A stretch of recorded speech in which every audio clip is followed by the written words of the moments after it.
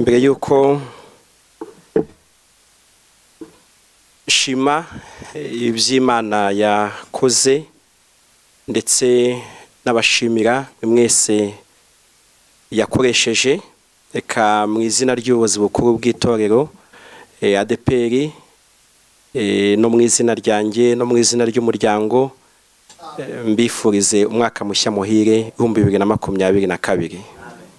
Ndawubifurije ari abanyetorero rya ADEPR, ari abafatanyabikorwa baryo, ari abarisengera barikunda, kandi n'abanyarwanda bose muri rusange. Uyu mwaka turabifurije kugira ngo uzabere umwaka mwiza. Imana ni yacu kandi ifite umugambi mwiza ku bantu bayo. Mu gutangira ishimwe ndumva nshaka guhera ku murongo umwe uri muri Zaburi 150 uvuga ngo mushimire Imana ahera hayo, muyishimire mu isanzwe ry'imbaraga zayo, muyishimire iby'imbaraga yakoze, muyishimire nk'uko bikwiriye gukomera kwayo kwinshi. Umwaka wa 2021 twawutangiye mu bihe byari bigoye. Umwaka wagiye ubamo guma mu rugo, n'umwaka hari ibihe tutagiye mu nsengero zifunze, wagiye ubanaguma mu karere, n'umwaka wari urimo ibintu bitandukanye nk'itorero, kandi n'umwaka twari dufitemo n'igikorwa nabwo cyari gikomeye cy'amavugurura. Ibyo byose byari ibihe bisaba impinduka zitandukanye, bisaba amasengesho, bisaba ubufatanye mu buryo bwinshi. Rero nubwo byari ibyo bihe bimeze gutyo, ariko byari ibihe nabwo twabanyemo n'Imana, n'ibihe twabanyemo n'Imana. Na niyo mpamvu uyu munsi mu kusoza tusoje dufite amashimwe. Ntabwo twavuga iby'Imana yakoze byose muri uyu mwaka ngo tubirangize mu mwanya mutoya, ariko tuzakomeza tugenda tubisangira. Icyakora mu gihe dutangira uyu mwaka ni byiza ko nabwo dusubiza amaso inyuma ngo turebe imirimo Uwiteka yakoze, kugira ngo tumushimire. Niko ijambo ryavuze, tumushimire iby'imbaraga yakoze, kandi tumushimire nk'uko bikwiriye gukomera kwayo kwinshi.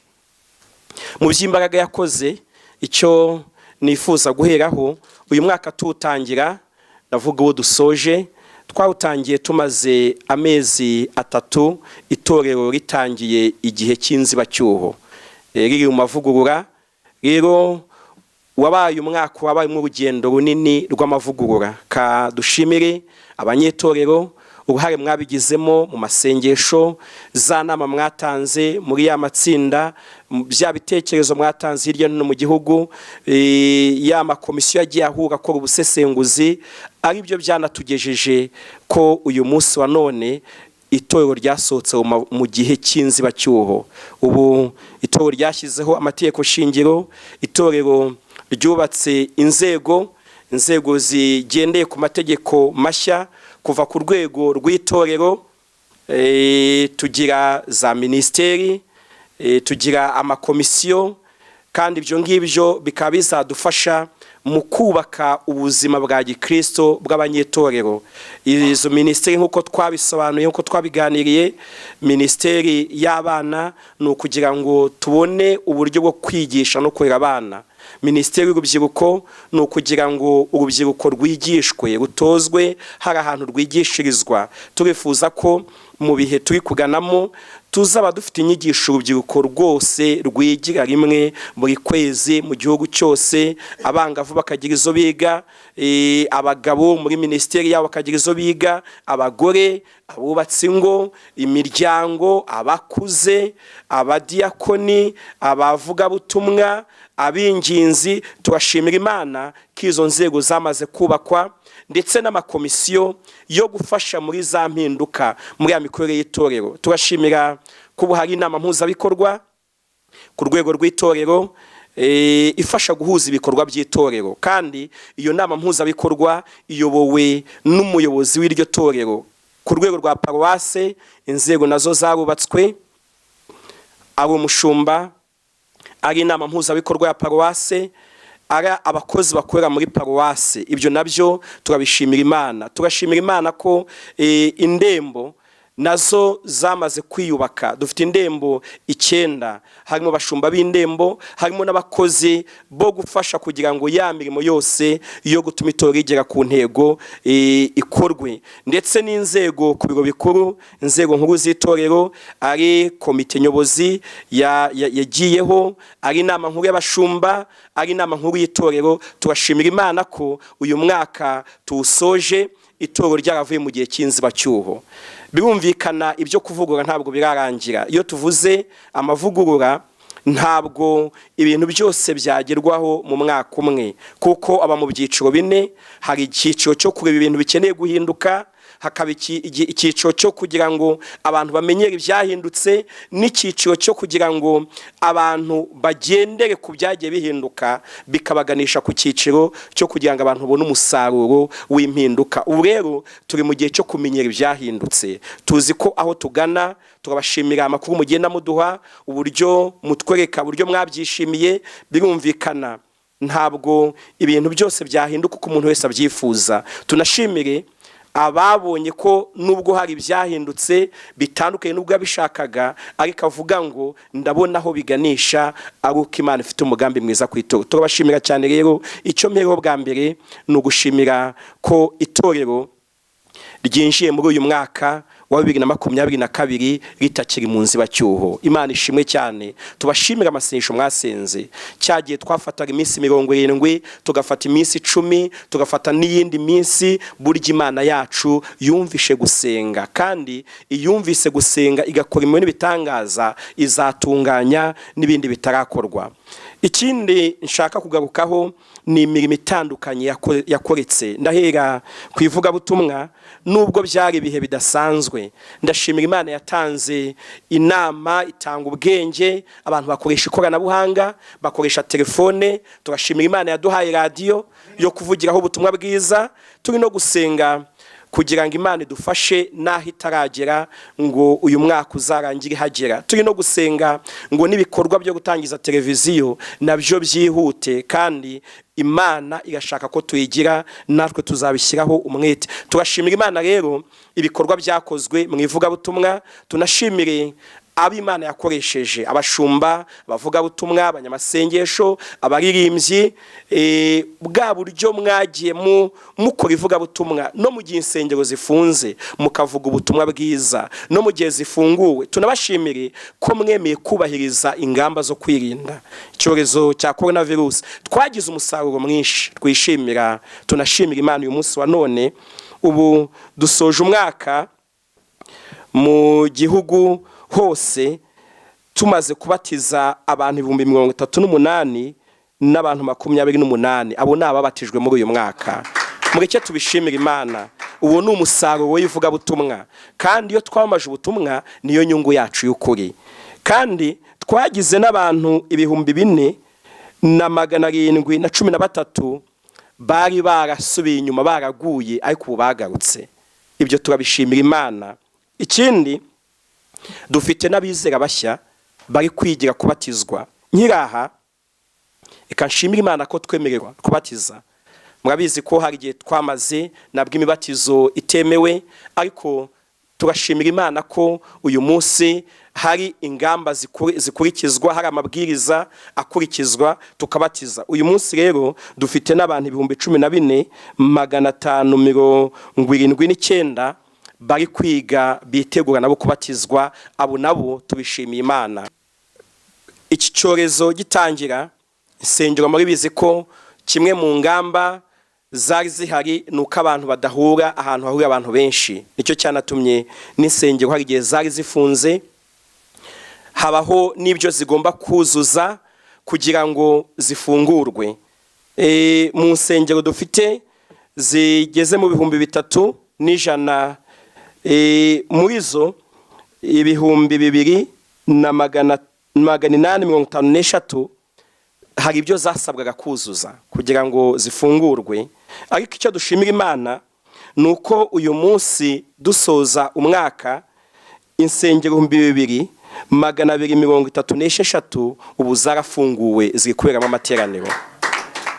murumva ko izisigaye ntabwo ari nyinshi, nabyo kandi tunashimire ab'Imana yakomeje gukoresha. Abakristo turabashimira cyane, n'abandi bafatanya bikorwa mwabigizemo uruhare kugira ngo insengero zuzuze ibisabwa, zikora imirimo yasabwaga kugira ngo zifungurwe maze twemererwe guterana. Tunashimira n'inzego zose zabigizemo uruhare. Kandi ikindi twishimira tuvuga ku by'insengero nuko hari n'insengero zubatswe nshya.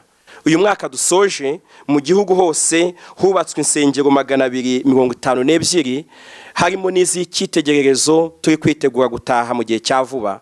Ibyo nabyo turabishimira Imana.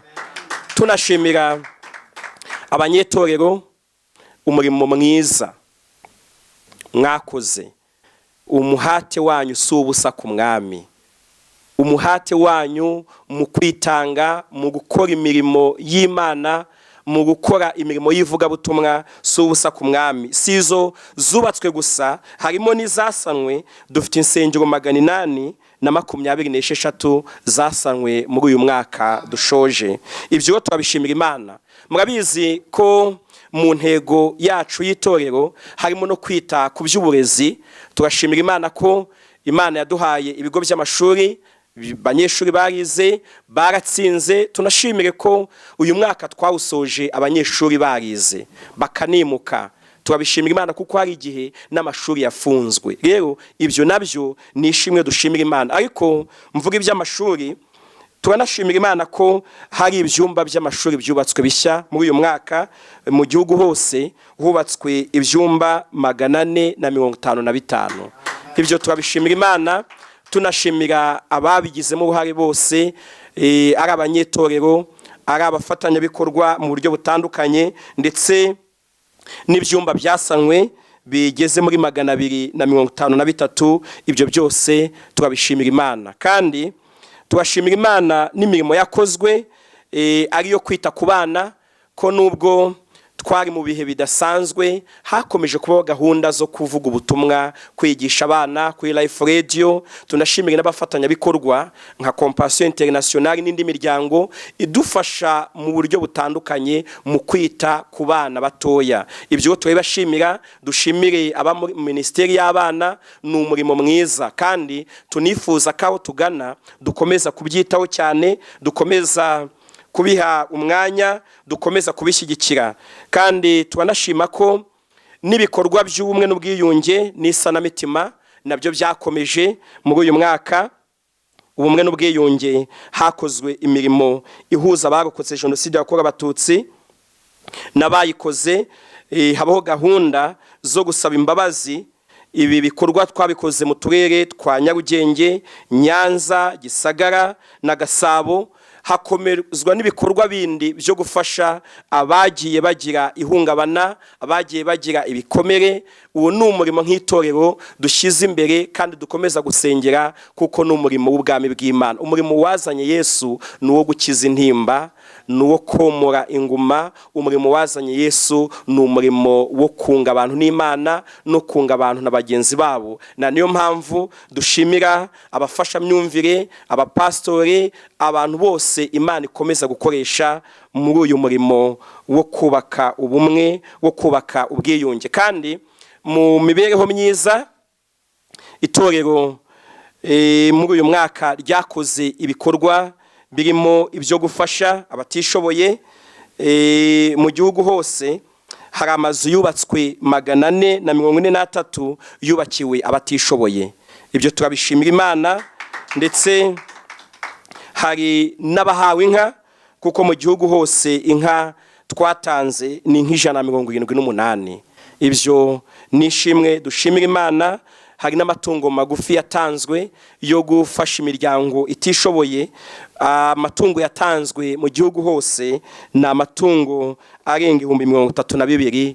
Ibyo byose ni imirimo y'abera yo gufasha abatishoboye, kandi ibyo nibikomeza kutwereka ko turi mu ntego itorero twihaye, kuko mu ntego dufite harimo no dufasha abatishoboye. Kandi ibindi byakozwe ni no gutanga ubwisungane mu kwivuza, ko imiryango abantu 25 bafashijwe mu guhabwa ubwisungane mu kwivuza. Iyo nayo ni imirimo y'abera, dushimira abagize urwo ruhare. Ikindi kandi nuko hari n'abanyeshuri bari mu miryango itishoboye bafashijwe mu kubona minerivare. Uyu ni umurimo itorero rikora, kuko iyo tuvuze uburezi harimo no gufasha ko abantu biga.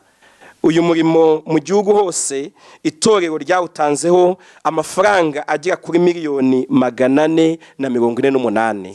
Icyo turagishimira Imana.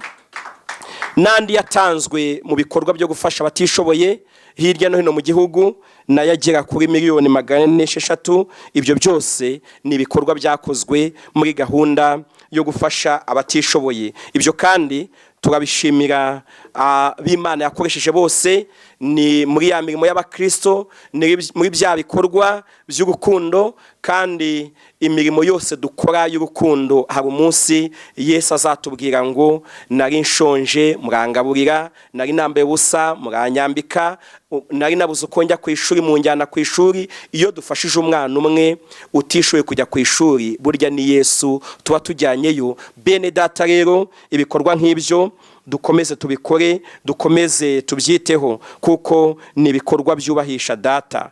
Ikindi nuko muri uyu mwaka mu bijyanye n'iterambere ryo guteza imbere abakristo, hari ibikorwa byatangijwe nk'ibikorwa by'ubuhinzi, kwigisha abakristo ibijyanye n'iby'ubuhinzi bubafasha gutera imbere.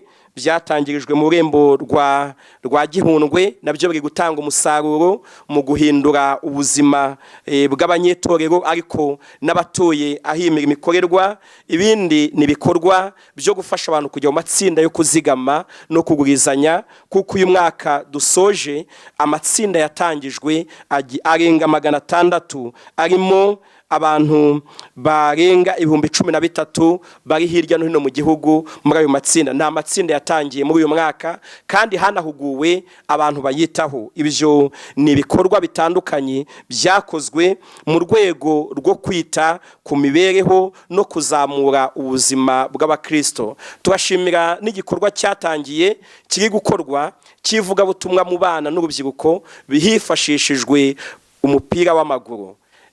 Umupira w'amaguru ubu ngubu ubasha gukora muri siporo, ariko ubasha no gukora tugahuza abana tukababwira Yesu. Twabonye muri icyo gikorwa nabwo abana benshi bamenye ijambo ry'Imana, barakizwa. Ibyo turabishimira umwami Yesu, turashimira n'ababidufashamo bose, kuko ni ibikorwa byo kwagura ubwami bw'Imana. Tugana ku musozo rero, turashimira mwe mwese Imana yakoresheje muri uyu mwaka dusoje. Turabashimira cyane. Turashimira abanyetorero, haba muri ibyo bihe by'amavugurura ko byasabye kwihangana, byasabye gusenga, haba n'ibikorwa by'ivugabutumwa, n'ibikorwa by'iterambere, n'ibikorwa bizana impinduka. Ibyo byose turabibashimira, kandi turanashimira n'abafatanyabikorwa, ari ubuyobozi bw'igihugu cyacu, ari abafatanyabikorwa bari mu gihugu, ari imiryango mpuzamahanga dufatikanije. Turabashimira. Iyo tubonye ibyo twagezeho, tubonamo namwe ikiganza cyanyu Uwiteka yakoresheje mu gusoza uyu mwaka no gutangira uyu mwaka. Turashaka nk'itorero kubabwira ngo turabashimiye, kandi tuzirikana uruhare rwanyu, kandi ubwo tubizirikana tuzi neza ko n'Imana izabireba cyane ikabaha umugisha. Kandi uyu mwaka dutangiye turifuza ko tubera umwaka wo gukora cyane, wo gushaka ibisubizo. Tumaze kubona ko uko twinjira mu bihe bidasanzwe bisaba ko dusaba Imana no kubona ibisubizo bidasanzwe. 2022 rero turifuza ko ubu mwaka wo kugendana na Yesu, wo kumukunda, wo kwiga ijambo ry'Imana, wo guhindura abantu bakaba bigishwa ba Yesu, ariko turifuza ko unaba umwaka wo gukora ibikorwa byagutse ku itorero muri za nkingi uko ari 6, haba mu bijyanye n'ivugabutumwa, n'ubuzima bw'itorero, haba mu bijyanye n'uburezi no kongera ubushobozi n'amahugurwa, haba mu bijyanye n'ubukungu n'imari, haba mu bijyanye n'iterambere mu mibereho myiza, haba mu bijyanye no kugira abanyamuhamagaro bafite imyitwarire n'imikorere myiza, haba no mu bijyanye no gukora ibikorwa mu buryo bwiza bukurikije amategeko. Turifuza ko uyu mwaka uzaba umwaka wo gukora ibikorwa mu buryo buhesha Imana icyubahiro. Turabashimira rero tubabwira ngo Imana yabanye natwe 2021, ifite umugambi wo kubana natwe ku buryo bw'umwihariko muri 2022. Nsoza ndashaka kubabwira bimwe mu byanditswe Imana yampaye kubasangiza twinjira muri uyu mwaka. Ndahera muri Yesaya 40 murongo wa 30 kugeza kuri 31. Haravuga ngo abasore b'imigenda bazacogora baruhe, n'abasore bazagwa rwose, ariko abategereza Uwiteka bazasubizwamo intege nshya, bazatumbagira mu kirere, bagurikisha amababa nk'ibisiga, baziruka be kunanirwa, bazagenda be gucogora. Muhumure, ntabwo tuzacogora. Ikindi kandi Yeremiya 29:11 ho ijambo ry'Imana riravuga ngo erega nzi ibyo nibwira nzabagirira, ni amahoro si bibi. Erega nzi ibyo nibwira nzabagirira, ni amahoro si bibi, kugira ngo mbareme umutima w'ibyo muzabona hanyuma, ni ko Uwiteka avuga. Kandi muzanyambaza, muzagenda munsenga, nanjye nzabumva. Ko rwa mbere yanditse mu gice cya 2 mu 3 aravuga ngo Imana y'umwami wacu Yesu Kristo ariyo na se ishimwe, kuko yatubyaye ubwa kabiri nk'uko imbabazi zayo nyinshi ziri, kugira ngo tugire ibyiringiro bizima tubiheshejwe no kuzuka kwa Yesu Kristo. Turabifuriza kugira ibyiringiro bizima muri uyu mwaka. Ndasoreza kuri Zaburi ya 31 murongo wa 20 aravuga ngo erega kugira neza kwawe ni kwinshi, uko wabikiye abakubaha, uko wakoreye abaguhungiraho mu maso y'abantu, mu bwihisho bwo mu maso yawe niho uzabahisha inama mbi z'abantu, uzabahisha mu ihema gutongana kw'indimi. Hari ahantu Imana izaguhisha inama mbi zose. Muri uyu mwaka Imana izaguhisha inama mbi zose. Ageze mu bice muri 90, Zaburi ya 90 murongo wa 16 aravuga ngo umurimo wawe utubonekere abagaragu bawe, gukomera kwawe kumenyekanire ku bana bacu. N'abana bacu uyu mwaka turifuza ko gukomera kw'Imana kuzabonekamo. Aravuga ngo ubwiza bw'Uwiteka Imana yacu bube kuri twe, kandi udukomereze imirimo y'intoki zacu, nuko imirimo y'intoki zacu uyikomeze.